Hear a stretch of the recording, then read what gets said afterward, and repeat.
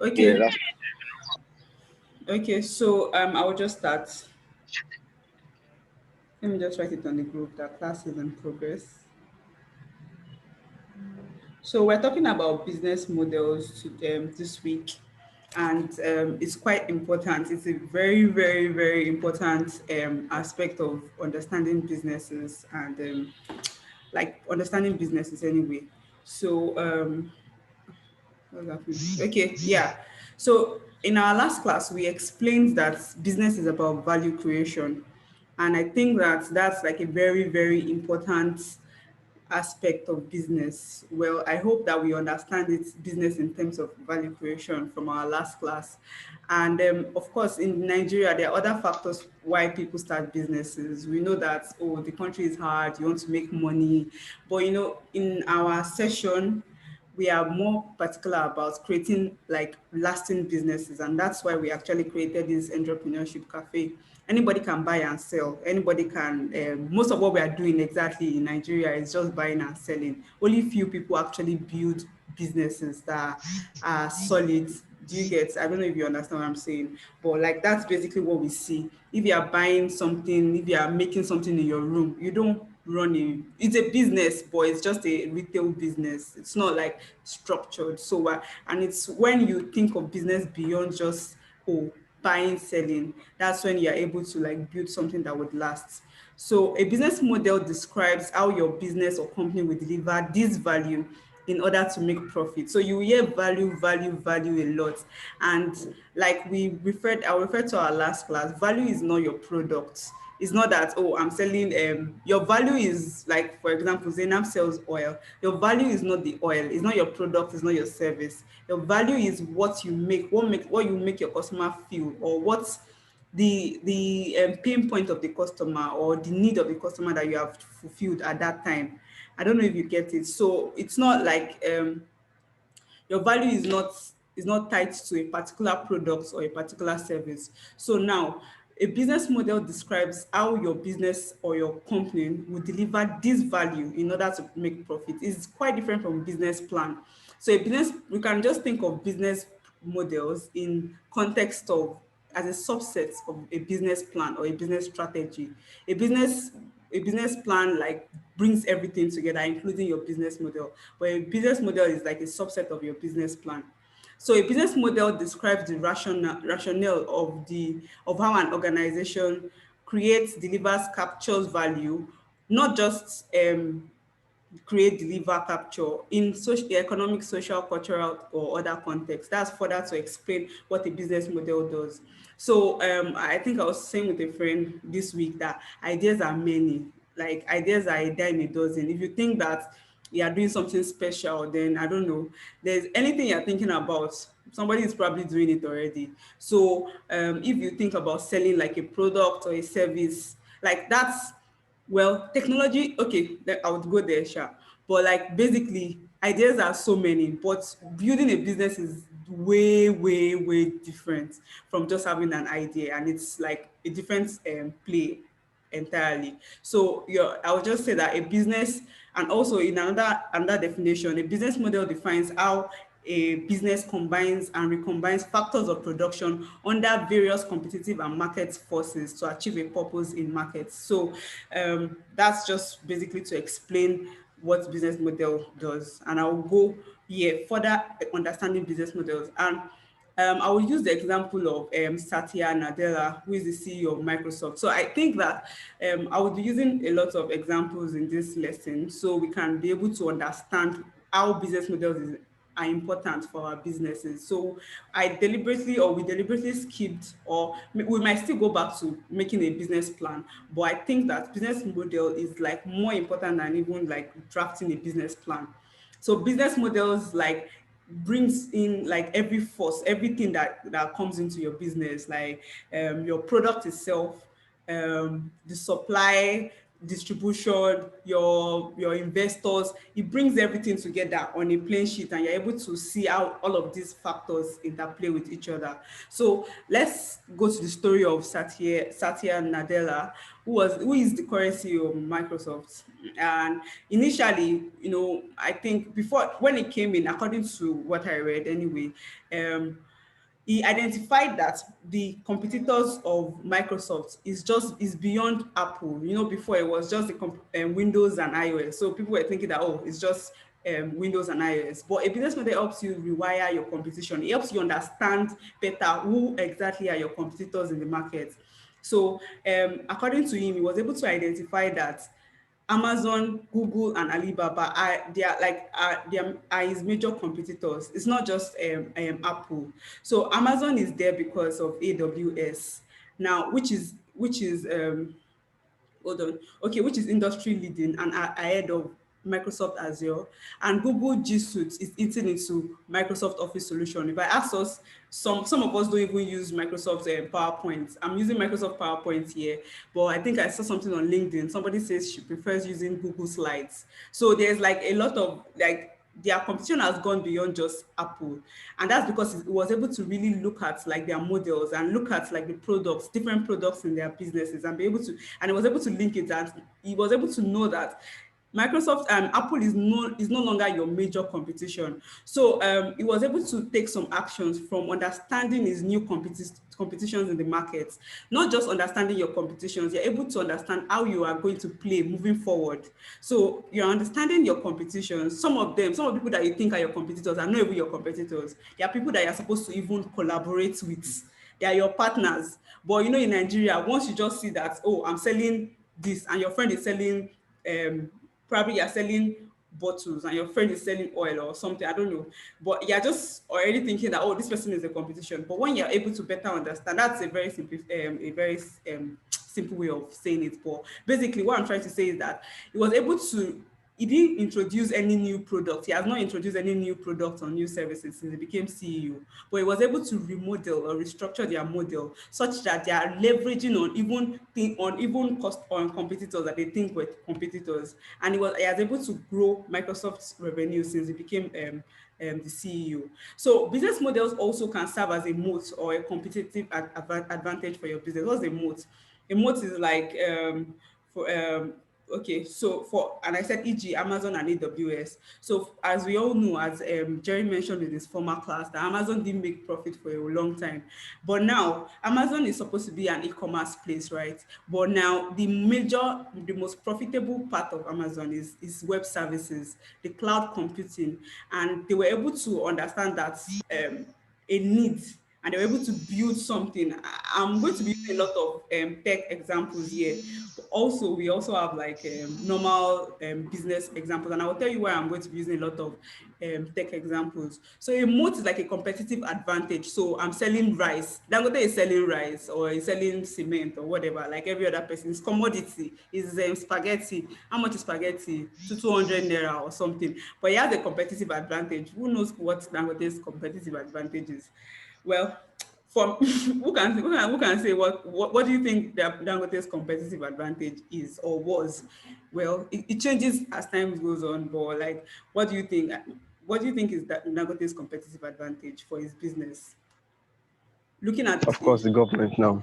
Thank you. So It's it's political relation, power. yeah, it's political power. Thank you very much. That's for me is Dangote's competitive advantage. So he has been able to use the power of relationships, and you can cry all you want.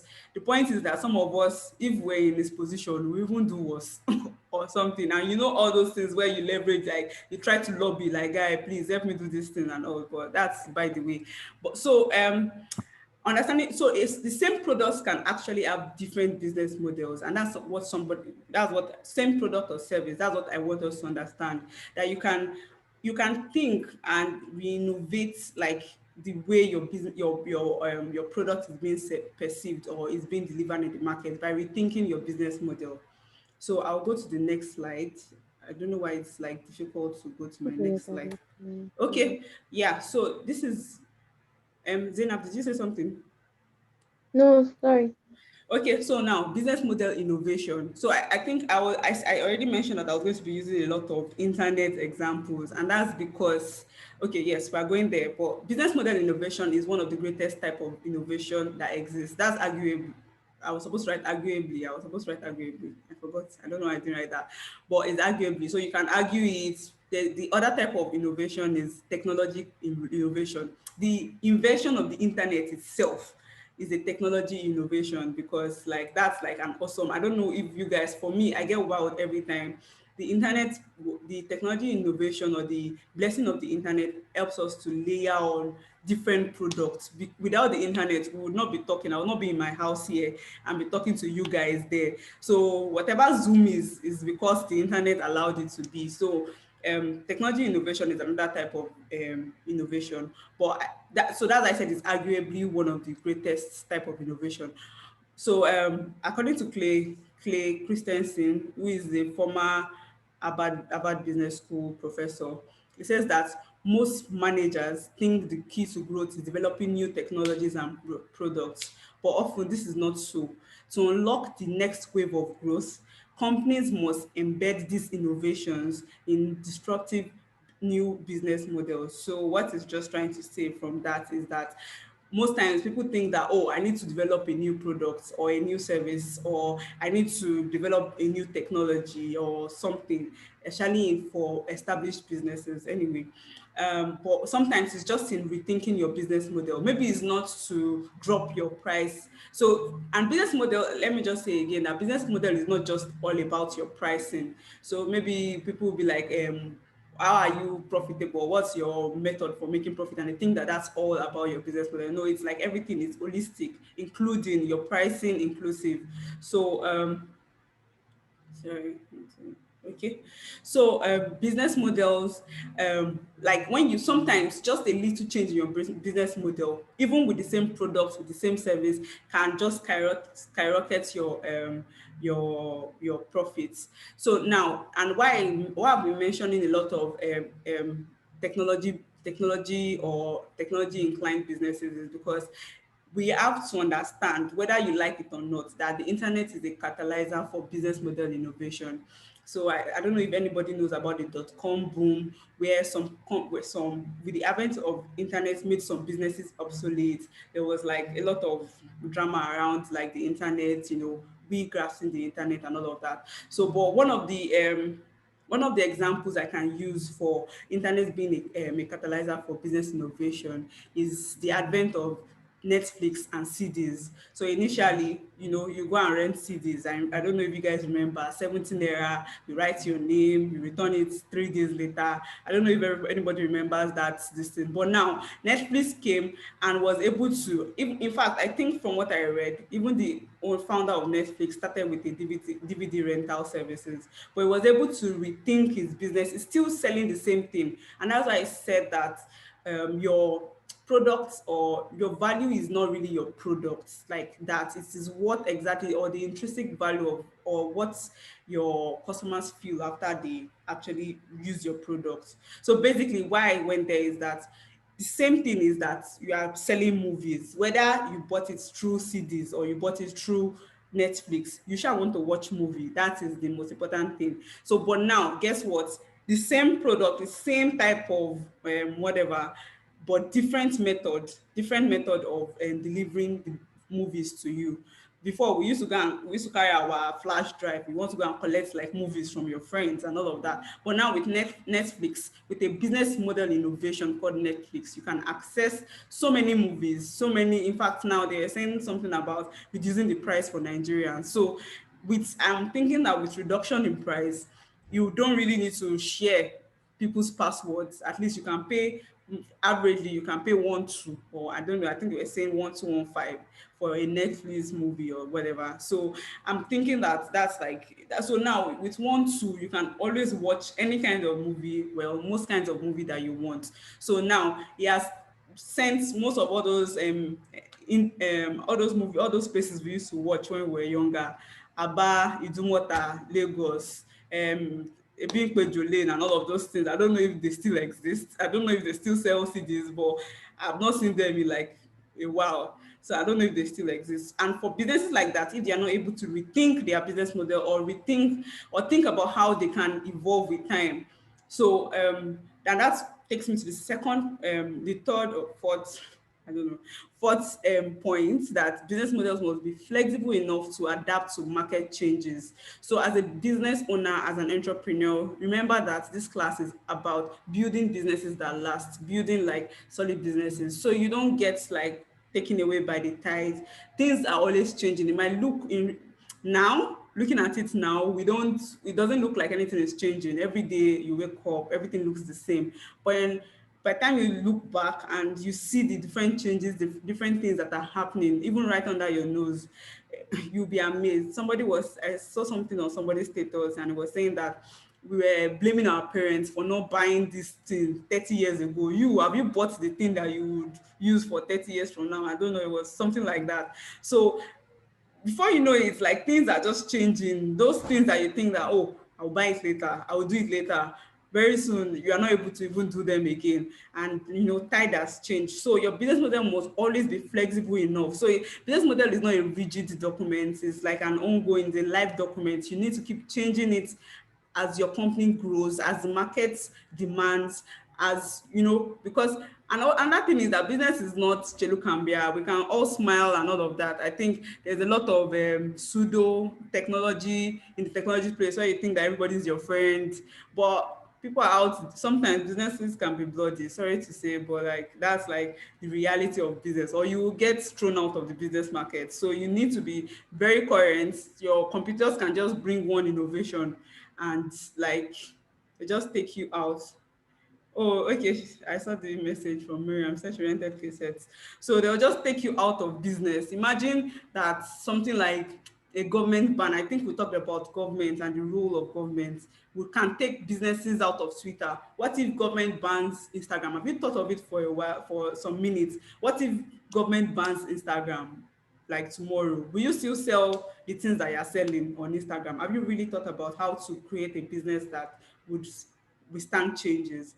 So, and I just included here future innovation that will change the way of doing business. So I think Jerry is like a cryptocurrency or DeFi. Oh no, that was supposed to be blockchain technology anyway. I'll change it before I send the slide. I don't know if I'm making that mistake. Okay, so blockchain technology, DeFi, whatever. We'll talk about it hopefully in the next classes to come. So those are like innovations. So now, internet. To be honest, internet is not up to 30 years. I don't know. It's not even. I don't think it's up to 30 years. So imagine that in 1991, when my mommy got married, there was no internet, or I don't think they had internet. Somebody should help me.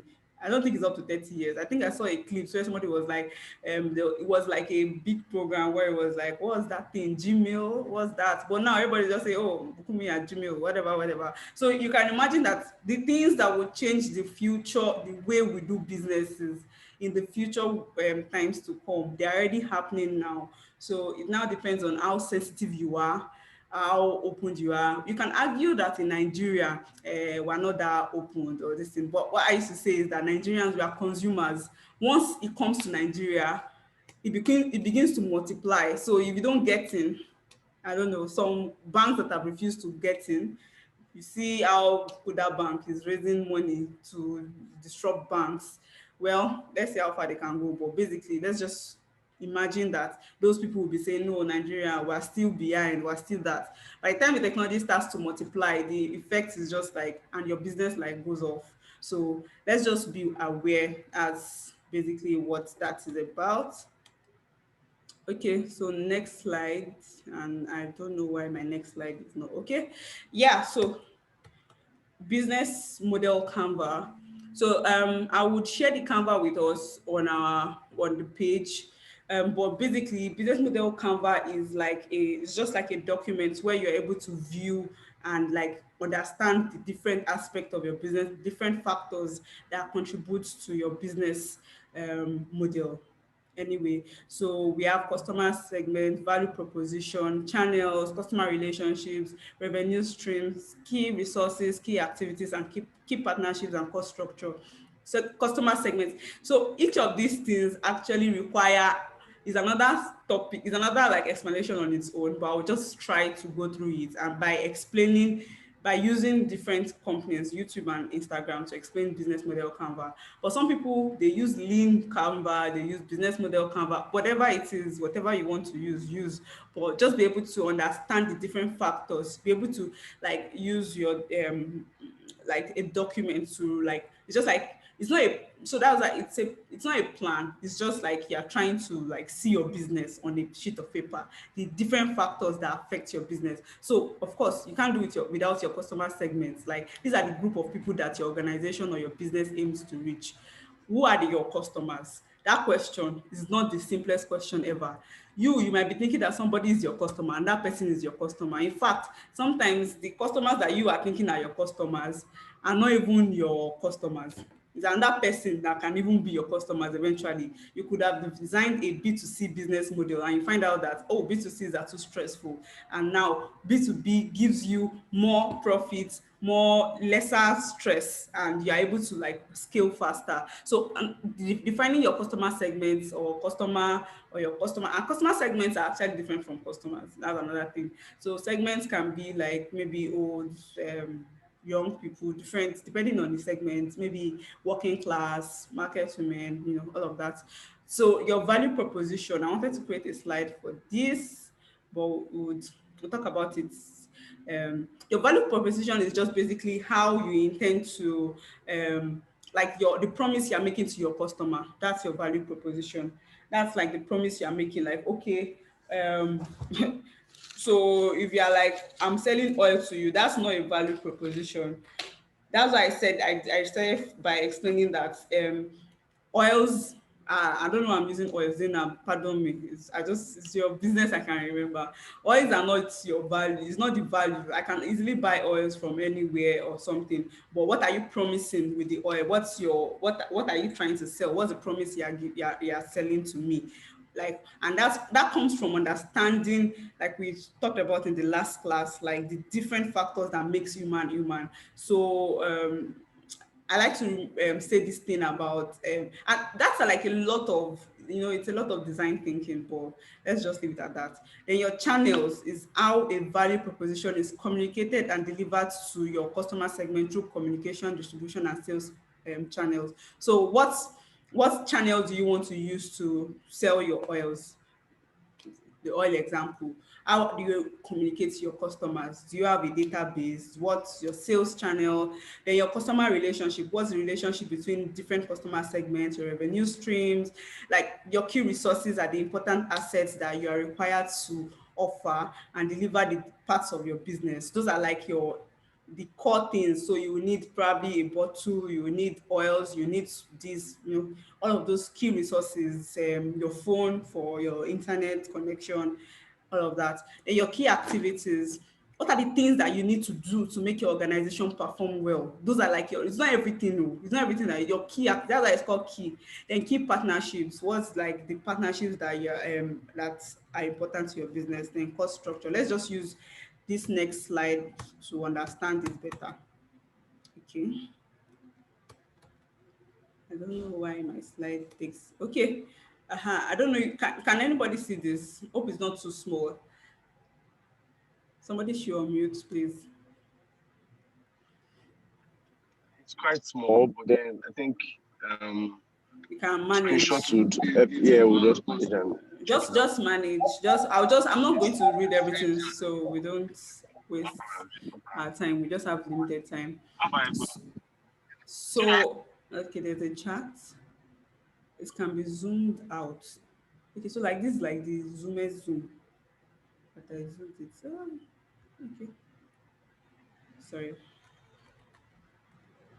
Anyway, I'll just bear with me while I'll read it out. I'll read like the core words out. So this is a YouTube business model. Let's start from customer segments. So for YouTube, for example, I need you to just think about it. Who are the customers? Who are YouTube's customers? Without looking at it. Oh, I've already opened it. Anyway, but if you think about it really, who are YouTube customers? Users, me and you that go there to watch YouTube videos, to watch whatever that you're watching on YouTube.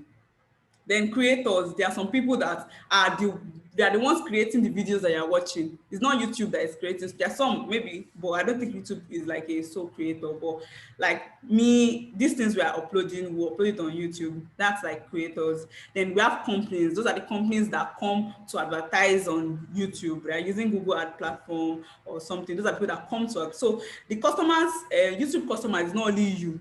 So it's a myopic way of thinking when you think that, oh, I'm the only YouTube customer. YouTube serves like three different customer segments. And now customer relationship, what's the relationship between these three customer segments? We have already, I think I kind of described it already, where your creator will create and the you, the consumer or the user, will watch the videos. Then the sales now is very annoying. Sef.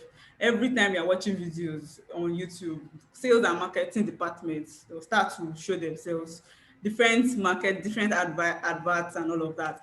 So what's the channel? How do they communicate this value? And that's original website, YouTube mobile app, links on social network, Twitter and Facebook, integrated YouTube. So what is the value proposition? What's YouTube promising you? Right? Like what exactly? So it's not just promising you videos. It's promising you free videos. So, and that's why value proposition for me is one of the most important part of your business model. You need to understand your value proposition. What are you promising your customers? In fact, your value proposition can even differentiate you sometimes from your other business um, your competitors. So now it's saying that content discovery. So you discover like rich, diverse and rich in content, watch TV, live streaming. The product is available 24 hours a day. So those are like the value proposition. Then for the creator, remember that there are three market segments. So the value proposition for three customer segments, the value proposition for each customers are different. For the creator, is saying that you can upload video content, you can broadcast yourself, you can build a brand. You know, everybody now YouTube influencer, and so on. Everybody is a YouTube influencer. So it keeps the platform going. It keeps people coming to the platform. Then for advertisers, targeted marketing, they need to use your data. They are promising advertisers or companies that want to advertise that if you once you advertise, once you use our platform to advertise, we are going to give it to the people that we know that deserves it. That's why when you Google something, you know, YouTube is integrated in Google. When you Google something and you're on YouTube, almost immediately you're already seeing the advert on YouTube. So that's like their value proposition for the company. So if you say they're using your data, they're using it also to serve some people who are their customer segments. And when we go to understanding different business models, you understand that YouTube, when you signed on something for free, how do you expect them to make money? You know, I think those are the questions we didn't ask, but you know, Nigerians or like generally human beings, we like free things. So I don't think people really ask questions. Oh, let's sign on Facebook, let's sign on YouTube, everything, sign. And you're not even asking yourself, how do these guys even make their money? So, and that's why the data palaver, everybody is dragging everybody for compromising data. So what are the key activities that are required to maintain a business like YouTube? So remember the channels. They need to maintain and develop their channels, control and ensure that people can embed their videos, copyright. You know, those are like, I don't want to just go over. Then I'll just go quickly to revenue stream for YouTube. So how does YouTube make their money, or where is the money coming from? YouTube Music Key, that's ad-free offline music streaming. But basically, they actually do like freemium model, but like of course we have exclusive live stream that you can access. That you have to pay. Then I think now they are doing. I think sometimes when I watch YouTube, they are doing like YouTube Play where you can get music, something close to what I music and all of them they are doing already. Then advertisements, that's another revenue. In fact, it's their main source of revenue. So this is Instagram, much more colorful than the YouTube part. But like basically it's something like what is what's close to what, just for us to understand what a business model Canva looks like and the different parts of business model Canva, because we are going to develop our own business model Canva in this class, my own class. You have to do assignments. So, well, the key partners for Instagram, we have investors. Facebook is an investor, Secular Capital, Andreessen, Horowitz, all of those investors that are key partners. Key activities. Oh, let me just go to the value proposition. What's the value proposition for Instagram? Take great pictures fast and share with your friends. Huge portfolio of pictures, great photos, APIs. But I think their value proposition is beyond this, because it also promises the content content person that you would build a brand for yourself. So you can build a brand on Instagram. So basically, what's the revenue stream for Instagram? It's also from ads, even though it looks like it's free, but it's also from ads. So I didn't talk about cost structure, but that's like explaining like different parts of their company, different costs that would different things you're going to spend money on, development, servers. They will need a lot of servers, all those AI, whatever. They will need to invest it in their in Instagram, because it's one of their core values, one of the core things that they are selling. So don't let me dwell on that. Okay. So um, hold on. Yeah, so now type of business models. So now I don't want us to get all don't I don't want us to romanticize different types of business models, because I feel like a lot of them is just too much grammar, too much, everybody just trying to explain. I just want us to understand, like, and that was what I was supposed to start from in this class. I want us to understand the aim of trying of this class. The aim of this class is not to make us cram the different business model, is to help us think outside the box about how our business or how value can be delivered. And I feel like for a great entrepreneur, whether you are running a startup or even an SME, I don't know why people think that Dangote is daft or it doesn't have sense. You can't be running that kind of thing and not have sense. It's not possible. Every entrepreneur, they used to have sense. They do used to have sense. It doesn't make sense. So basically, and that's what separates a long lasting a business owner from a buy and sell kind of person. Some of the women that sell rice, pepper, all those eleja, their business models might not be defined on this, because Western this thing, they used to think they are the best. Sorry to say, but basically it's not really about understanding the different names, like, oh, platform, all this. You can know it is good, but it's you being able to rethink the way that you can deliver, rethink or innovate in your business, which is like the most important thing, not just like cramming that, oh, freemium, free. No, it's not about that. Is you being able to say, okay, I sell this. How do I improve on my value creation? How do I deliver my value differently? How do I differentiate myself in the market? Those are the questions you should be asking yourself, not trying to bore yourself with different names. But so for this class and for understanding purpose, we're going to be going through different types of business models. So we have platform models, and platform is like, those are like they are the value they've provided is their platform. So the point is that there's something called aggregation or aggregator or something. So like they are almost the same thing, and I just have to pick one. Like platform model, everything is platform. So they bring in like different people, like Uber now, or what's Bolt.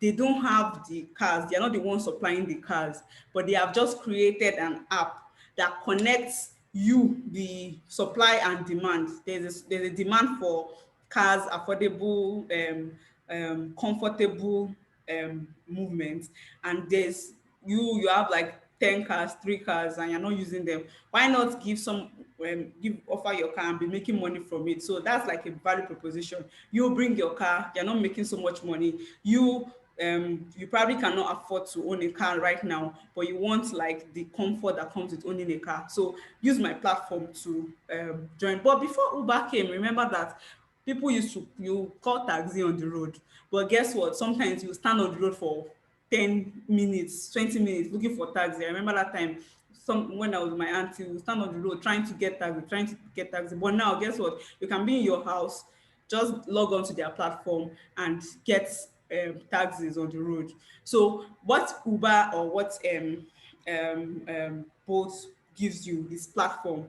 Then Airbnb, they don't exactly have hotels, although now they might be rethinking their business model, but they didn't start with hotels. And what they are saying is that you have like a big house, big mansion, and you have like some parts in your house you're not using. I come to the to Lagos for like 2 days, and I cannot exactly afford hotels. Why not merge two of you together? House finder, demand supply, bring you together on my platform. So, and they get commission. Of course, you don't expect them. I don't know, like sometimes we have like some sort of entitled people in Nigeria, especially Uber drivers. You don't expect them to give you that sort of platform without collecting commission. How would they maintain their app? Remember cost structure, remember the things that they have to pay for. How do they survive? Something like that. So, basically that's what the platform model gives you. Then there's also a type of business model that is called disintermediation. That's cutting out middlemen from your supply chain, sorry, you're a bad girl.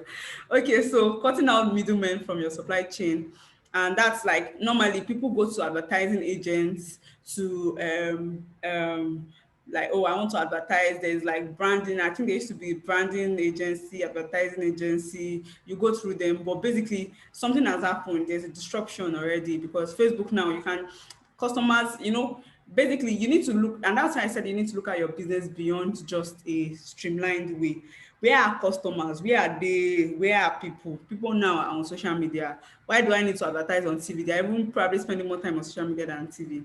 So now people are now cutting out like all of those advertising agency or all of those supposed middlemen, and they are like going straight to their customers using like other means, just going straight to Facebook and saying, guys, I want to advertise my products, buy paid adverts and all of that. So I would like us to look at this um, table.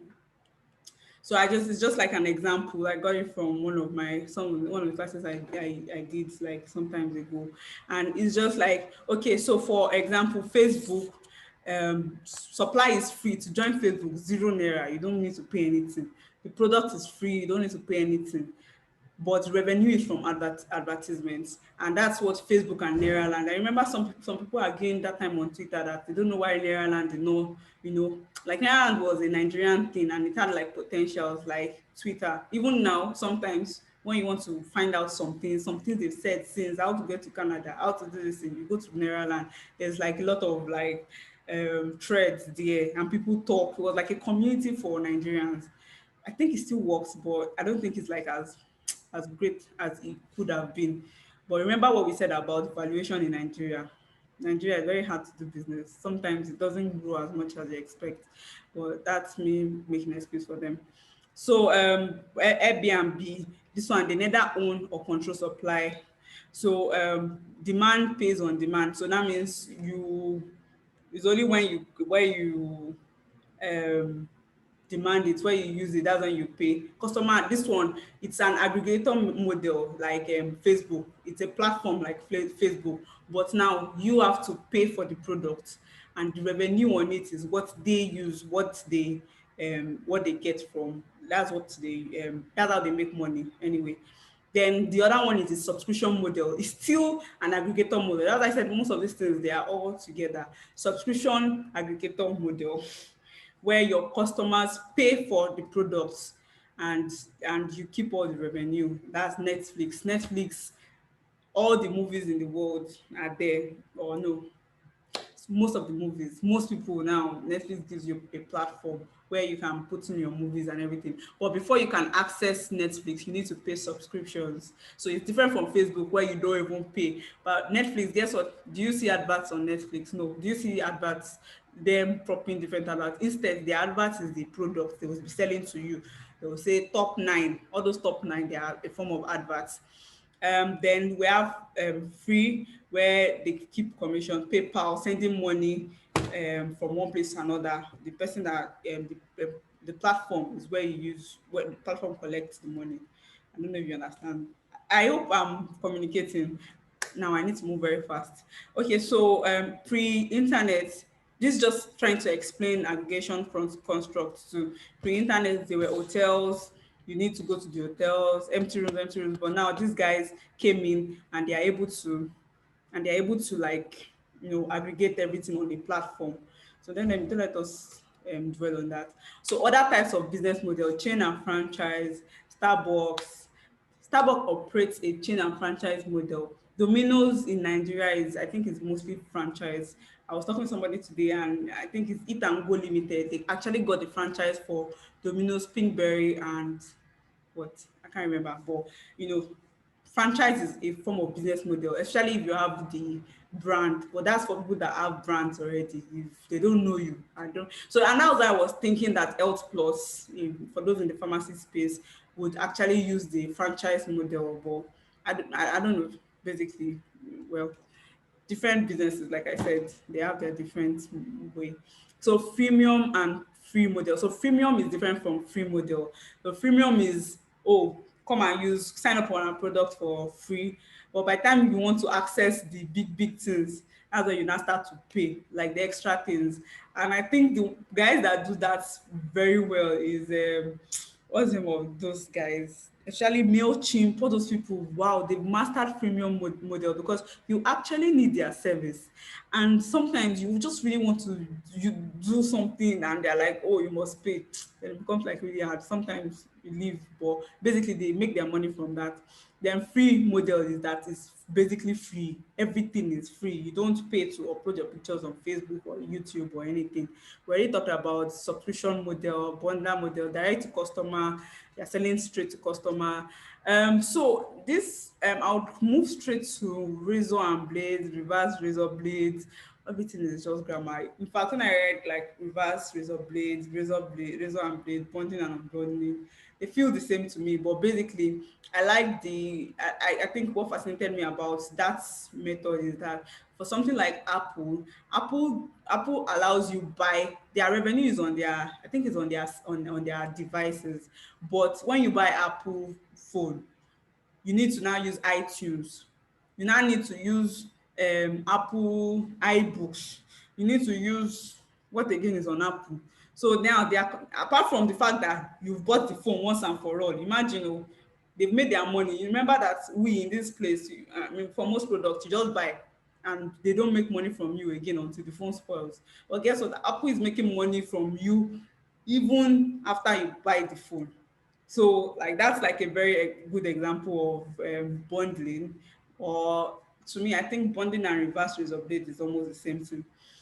Unbundling is okay, instead of, for example, Olamide's song, or Olamide's album. I don't like all the songs there. No, I'm just saying, it's not like I don't like all the songs, but for example, I don't like all the songs on the album.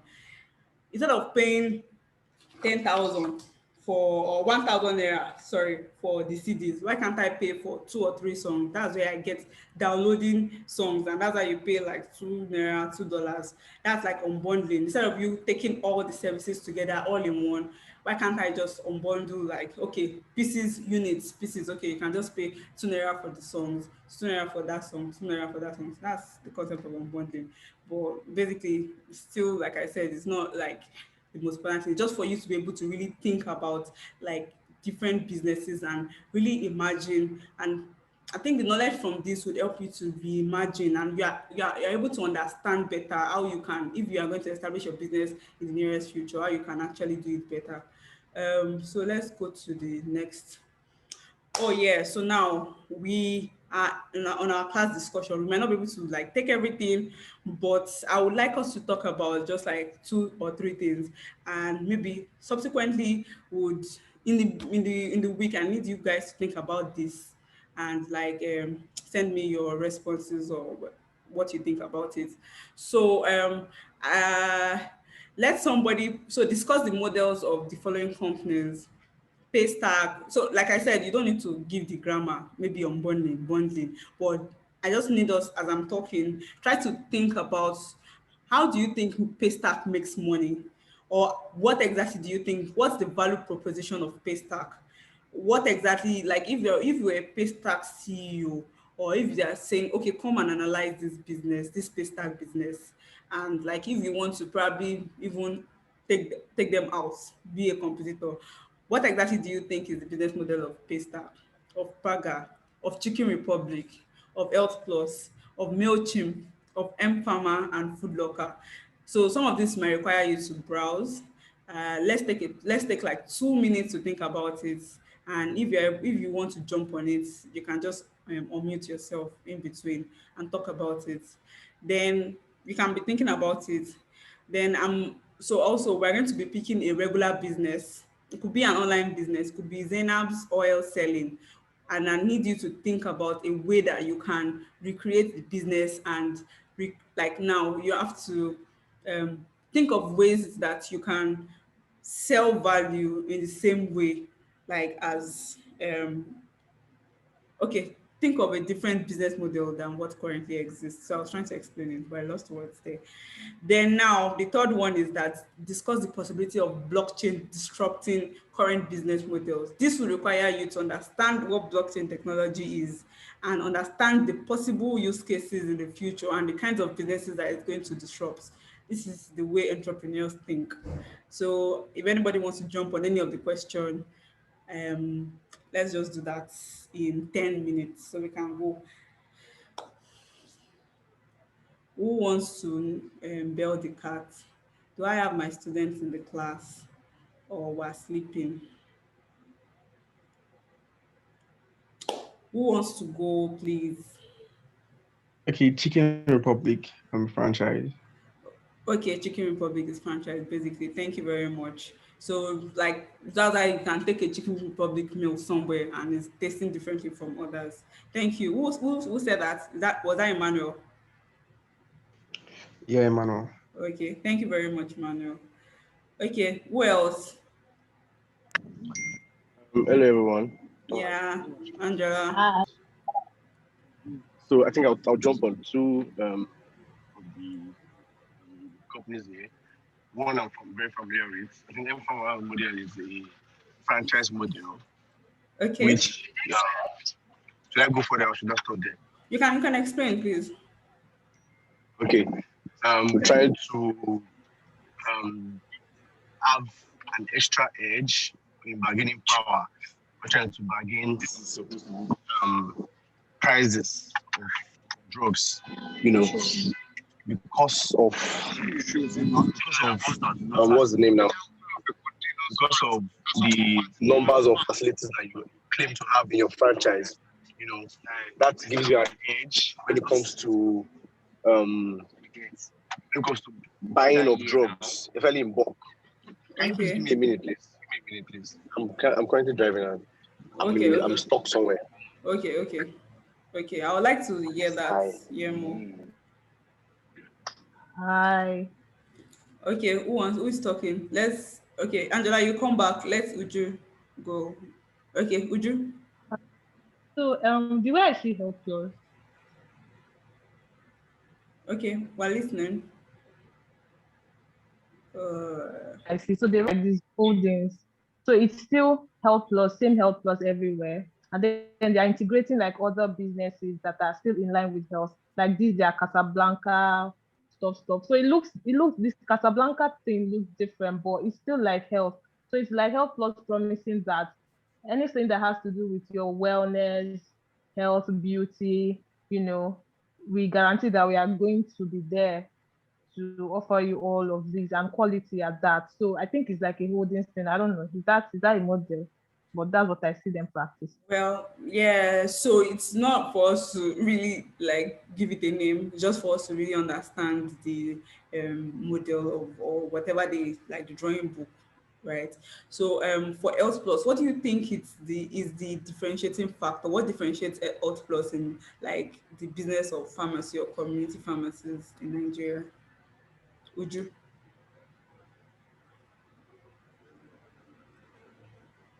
Would you? Okay, can't hear you. Would you? Okay. Who else wants to jump on like a different, or it could be a different question. Samuel.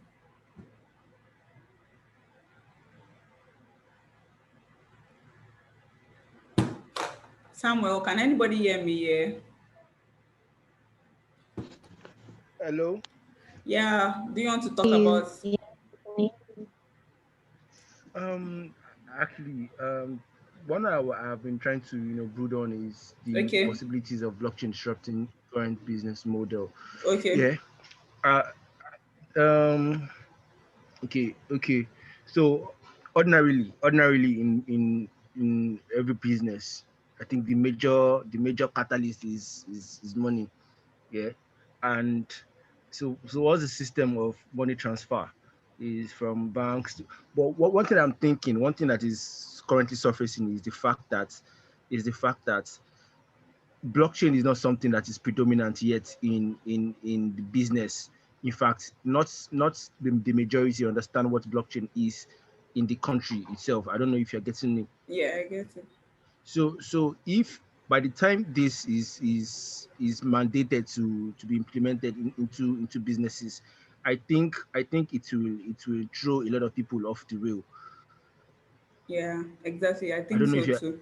So I yeah, yeah. am like to speak to what you just said. There was this. I was trying to check some health startups, and like for me, I think basically I've been saying it since that the role of blockchain in healthcare. So basically, the product or the service is the same thing. You want to sell good health to people. So now blockchain is like a decentralized ledger, and through blockchain you can see like different, will I say, for me in my head, I don't fully understand blockchain to be honest, but different transactions. So let's say you can see different data, patient data can be put on blockchain, and you can see like wherever you are, you don't need to start looking for patient file and start developing a new patient file. So you can actually just like check, although the fact that it's decentralized makes it public and you don't want people to have access to your data because patient's data is like it's supposed to be hidden. It's not supposed to be for your privacy and all of that. But basically, there's something. I feel like there's something there, and it might not be this year. It might not be 5 years. It's just for us to be aware of how. And it could even be that you can just get an idea on like how to disrupt the current. Let me use disrupt. So stop using disrupt or whatever. Disrupt the current business model because they're actually disrupting how things are being done. Chicken Republic is selling rice and chicken the way normal rice and chicken. So it's not like they're selling something very fantastic, but they're operating a franchise model. Pega is like agency banking. They're like, oh, now initially it felt like there were just few people that had those queues at the ATM, few people had bank accounts, all of those things. Now guess the word banking the unbanked and all of those things. So now we have agency banking. Before I didn't used to use the agent banks, but now I found myself using them because they are more convenient. The value proposition is that you don't need to queue on the ATM, although you have to pay money, 100 naira per transaction, but you probably pay that than take bike to a bank rather to withdraw at the ATM or something like that. So they give you like fast money, fast cash at hand, and all of that. And okay, so I don't know who else wants to say something before we end the class. It's almost 8 o'clock. Who else wants to say something? It could be questions. This time, questions, contributions, what you think that. And I think subsequently, during this week, I would divide us into groups and would talk about, and I think that we should be able to pick a regular business and develop something disruptive. I was not really able to think of something, but I think the idea will come during this week.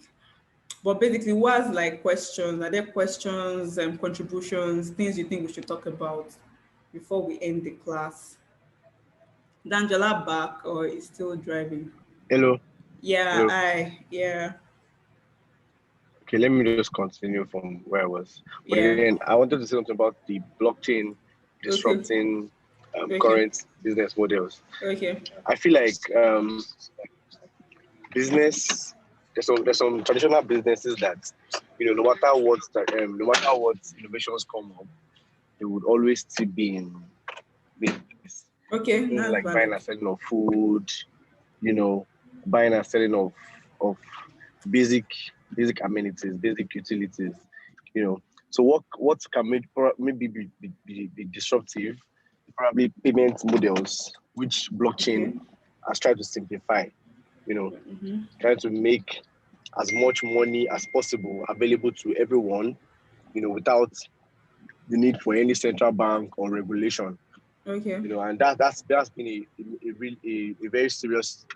um very serious thing, really a black market of products where high volume cash Yeah, is it's needed. flowing. Yeah. I think that's one place where blockchain is trying to disrupt, trying for the consumers. Yeah, basically, basically. Okay. So I mean, it kind of simplifies the work of agency bankers like Pega, like Cody and the likes. But then I mean, in Nigeria, adoption of blockchain is still at a very very minimal level. Yeah, true. Adoption of most things anyway. But then outside Nigeria, I mean, like Salvador and other countries, you know, Yeah. adoption is their central government is trying to make it fully adopted into the system. So it tells you that if this thing is just few years old, it has Adoption I rate.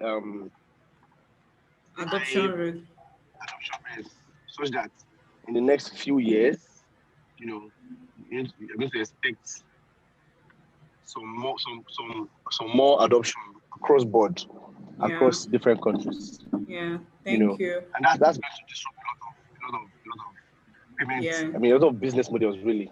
In Disrupt a lot. fact, like, yeah, That's what I mentioned it already. that's what I see Okay. in that.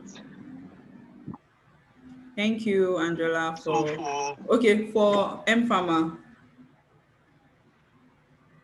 yeah, for M Farmer, what I was saying earlier was that I think there's this bargaining power that comes with you know when you have when you command the market. For Okay. someone like Dangote now that has a high volume of customers, he has a high number of customers for you know his cement. That means he produces a lot. I can tell you that he would definitely have a higher bargaining edge for raw materials to someone Yeah, with true. lesser True. True. lesser number of customers. So I think Mm-hmm. Farmer model majorly is franchise, but the goal of the franchise is basically to maximize profit in buying and selling, to obtain supply chain and logistics such that you can negotiate with manufacturers for Price. lower cost of drugs, Mm-hmm. and then sell at probably lower than market price or almost the same market price. So but adoption is low, finally for the franchise model in Nigeria. But then it's a new innovation that is new to our pharmacy space. Yeah. I think it's something is different, so you're able to like Yes, hopefully it's a lot different. instead A lot of different. so for me I'm thinking that as a pharmacist instead of just like opening pharmacy shop, right, which is not bad to be honest, but like you need to be able to think about like how you can adjust your model like we just said so that for continuity's sake and we Okay. talked about creating value valuation future valuation all of those things Yeah. matter. Yeah, so you need to rethink your model right now. So yeah, I think we had like a great time trying to unbundle some of our business models, and I hope that we had like a great time in class. If there are any questions, I hope there are no questions. Our time is fast spent. We can drop them on the group if you have like yeah. So I was thinking that we have an address, or is it a hairdresser on the group. uh what do you think, how do you think you can actually sell value, like if you are let's say a dresser, a tailor, how do you think that you can like sell value or deliver value to your customers, say for example, like beyond just sewing and selling clothes to them? And you need to really think about it. I feel like it's possible, it's doable. It's just for you to really take time out to really rethink like what do you think your customers will value. It could be content sharing. You remember what we said about the internet being like a leveler or a source of business model innovation. What if you create like a website where you have like different things about like clothes, different, aside from just using Instagram, you have your own personal website. That would cost a lot of stuff, but that's just another way of delivering value to your customers. Beyond like just normal sewing. So that's like those are some of the things I want us to really think about. Those are one of the things I even in your businesses or um yeah, so don't let me talk too much. Thank you very much for having me. Um, I would drop the business model Canva, and I hope that some of us get to feel it before the next class. Um, in the absence of no questions, we have come to the end of the class. Thank you, everybody. Have a great week ahead. I hope you enjoyed the class.